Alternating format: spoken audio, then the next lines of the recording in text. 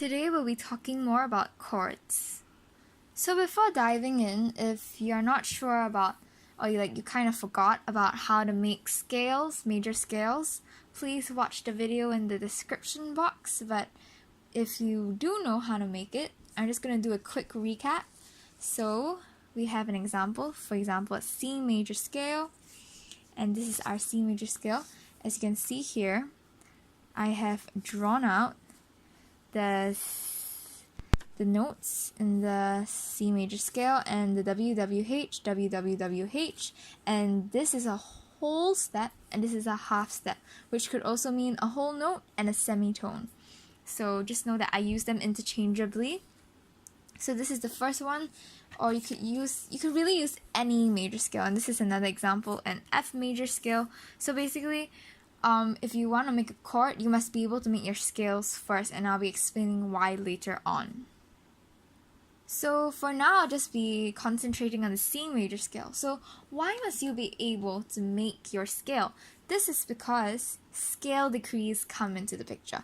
Basically, label it as 1, 2, 3, 4, 5, 6, 7, 8, just like this. No particular fancy order, just 1, 2, 3, 4, 5, 6, 7, 8. Simple as that. And these, my friend, these are what you call your scale degrees. So C would be scale degree number 1, and so on. So if you are making your chords from basically a scale, it's very good for you to put the scale at the side and label it accordingly with the scale degrees, and I shall explain why. So you'll be finding out why it's important because there are many different types of chords, and these chords are made up of the scale degrees. So we have our major chord, we have our minor chord, our augmented chord, and our diminished chord. Do note that there are many different types of chords that exist, and all these chords all produce different sounds, and these can make different emotions or feelings. So these are just 4 of the basic ones that is good to know for a start. So for the major chord, 1, 3, 5. So you might be wondering, what do you mean by 1, 3, 5? This is where the scale degrees come into play. These are the scale degrees. So if we bring back the C major scale, we know that 1 will be C. So you just want, if you are making the chord, like for example, they ask for a C major chord, know that there'll be something here, which is the root, like said in the previous video. Basically, this can be filled up with any note you want. C, D, E, F, G, A, B, C, D, E, F, G, any note. And basically, for example, if it's a C major chord, you want to write out your C major scale. And if it's an F major chord, F major scale. A major chord, A major scale. Got it, right? So once you've written out your scale like this, you want to label it with your scale degrees. I labeled it just now. And an important step to make sure you're not careless would be circling it. So we know this is 1, we know that this is 3, and we know that this is 5. So 1, 3, 5. And basically, C, E, G is essentially your C major chord. To follow up, for minor chord, similarly, you can put it with any alphabet at the start. And for this, instead of just 1, 3, 5, it's kind of still 1, 3, 5, but you flatten the third. So as we know, this one would be C, E, and G. Sorry, let me just focus that. C, E, and G, right? This one would be C, E, and G as well, but because you flatten the third and E is your third, it's a flattened third. Simple as that. Yep. And now for your augmented chord, it would be 1, 3, 5, but the 5 is sharpened. And for your diminished chord, 1, 3, 5, but your third and your fifth is flattened. So it's really simple as that. Once you get to know how to make your scale and apply the knowledge of scale degrees, which is super simple, you can form these chords so easily. So now that we know how to make different types of chords, I'll be teaching you how to invert your chord, which is also called inversion.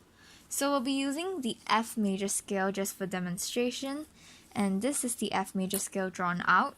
As you can see, we got the whole step, half step, whole step, half step. This is really important in order to know how to make chords. So if you were to just get a normal major chord, we'll be looking at the 1. Hold on, let me just put all the scale degrees.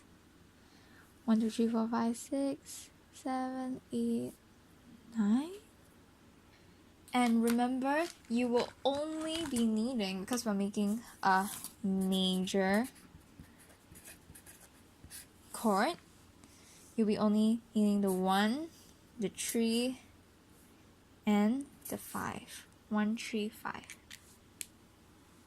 I am so sorry I wrote the scale degrees wrongly, but okay, now we got the proper scale degrees on. We know we need a 1, a 3, and a 5. So if you were to just put them as a normal triad or a chord, a major chord you would say, so an F major chord would look a bit like this, because our F, our A, and our C. So this is what it looked like. But if you were to invert it, it look like this. So I'm going to teach you how to get to here. This is the first inversion. I will elaborate more about what a first inversion is later on, but yeah, just know that this is before and this is after inverting it once. So here we have some staff lines, and I'll be using these little black dots as notes. Although they're not correct, they should have the little lines, but this is just for demonstration purposes. So remember, from our F major scale, we found out that our F major chord would be F, A, C. So let's just put that down first. F, A, and C. So simple as that, right? So this is just your normal F major scale. But because we're inverting it, basically what's going to happen is the note that's at the bottomness, the note that's at the bottom. So our note that's at the bottom, or our first scale degree, is F. What we're going to do is, we know that there's an F here too. We're going to move it up, just like that. Ta-da! And you've inverted your chord, because we know that this is an F now. So instead of F-A-C, it'll be A-C-F. But when you play it on the piano, it's not much of a difference, because it's not like you're doing it auto. You're playing it all at once. It sounds different, but if you just write F-A-C, it's the same. So essentially, inverting the chord is usually just to help you bring out an emotion better when you're playing a song, and it's usually used more when you're actually doing the performance or like composing a piece. So just now I was talking about how you can do an inversion 1 and inversion 2 and inversion 3, blah blah blah blah blah. So now I'm going to tell you what that meant. So just now when we inverted that F major chord, we did it once. We brought the F up. So that was one move. So that was an inversion, and that was one inversion. So now I'm just going to use the C major chord. So we have C, E, and G because it's 1, 3, 5, and we won't be applying any flats or sharps because it's a major chord. It's not a minor, diminished, augmented, none of that stuff. So we're going to put it at the C.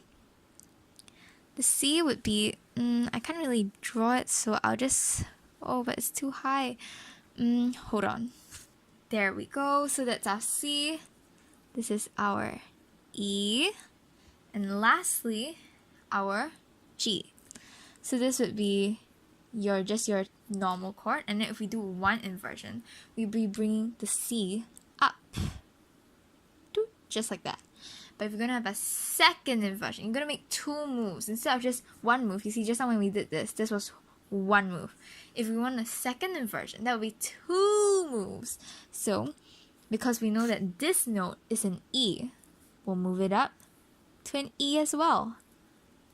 Dun! And if you want the third inversion, just move it up, and so and so. So that's basically how you invert a chord. So as I said before, not only are there the basic chords that we have just learned, the major, minor, augmented, and diminished chords, but there are special chords too. And for our bonus round today, I'll be showing you some of the 7th chords. 7th chords, you can see here, I've colored it blue. because seventh chords are actually commonly used in blues music. You could say it kind of has that bluesy feel, and that's because maybe since the start of blues, I'm guessing that they used many seventh chords, and it's just kind of like nostalgia to hear the seventh chords in it. Thus, if you were to write a blues piece, seventh chords are the way to go. So, just like any type of chords, there are many different types of chords, and for this one, we have our major seventh chords as usual, and then we also have our minor seventh chords.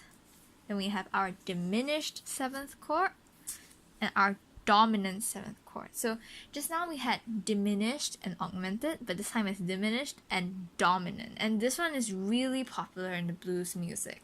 So I'm just going to give you some of the scale degrees, and it's just for extra knowledge. So firstly, for our major seventh chord, it's basically just a normal major chord but with a 7 at the back. I mean, it's in its name, seventh chord, so that's a good way to remember it. Then for our minor seventh chord, this is what it looks like. It's a 1, 3, 5, 7, but you flatten the 3 and you flatten the 7th. So just like your normal minor chord, you flatten the 3, but this time for a minor 7th, you